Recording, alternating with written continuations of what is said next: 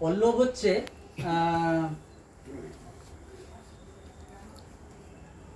হচ্ছে নীলাঞ্জনাদির ভাই। পল্লব দেখি একটু মুখটা। আমাদের সবার ভাই। হ্যাঁ, আমাদের সবার ভাই। আমাদের সবার ভাই। পল্লবের আলোচনা হচ্ছে আমার ওয়াইফ যথারীতি যখনই নীলাঞ্জনাদির নাম করতো তখনই পল্লবের নাম করতো। পল্লবের সাথে আমার বেশ কিছু ফ্যামিলি গ্যাদারিংসে দেখো, পল্লব আমার বিয়েতে এসেছিল, রাইট, মনে পড়েছে। তো আজ 5 বছর আগের ঘটনা। তখন পল্লবের সাথে পরিচয় বা কথাবার্তা, ঘনিষ্ঠতা খুব একটা ছিল না, থাকার কথাও না, দেখা হয় না। তারপর কিছু গ্যাদারিংসে ওর সাথে দেখা, ও আর নীলাঞ্জনাদি একসাথেই সবসময় অ্যাটেন্ড করতো সেখান থেকে। তো বয়স একদম কম, বাচ্চা ছেলে, প্রচুর লাইফে অপরচুনিটি পাবে, এই ধারণাগুলোকেই আমি ওর মধ্যে বীজ আকারে দিতে চেয়েছি।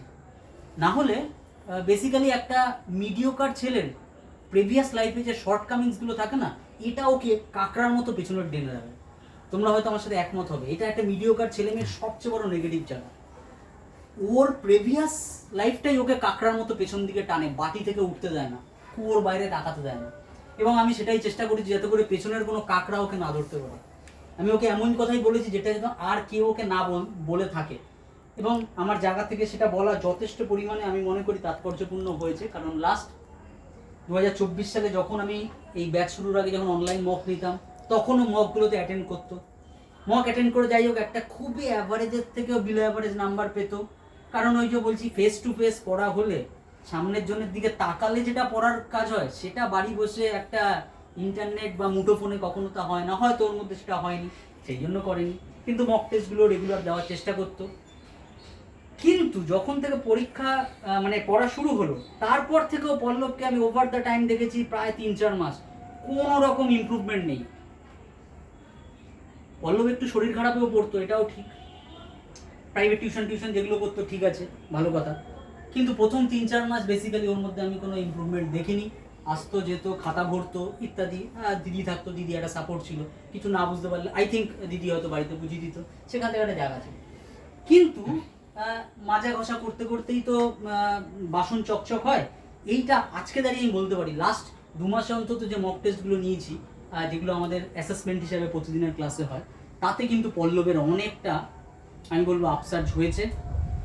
সাবজেক্ট হিসাবে ধরো পরীক্ষাগুলো তো আছে, এইটা ওর বড় ব্লেসিং যে এই সময় পরীক্ষাগুলো পড়েছে, রেলের বা অন্যান্য পরীক্ষা, ও বাধ্য হয়ে এদিকে মোটিভেট বা নিজেকে পোলারাইজ করেছে। এইটা ওর প্রতি একটা ঘটনাক্রমে আশীর্বাদ হয়ে গেছে। তো দেখা যাচ্ছে যে লাস্ট ক্লাসগুলোতে ওর যথেষ্ট ইমপ্রুভমেন্ট হয়েছে।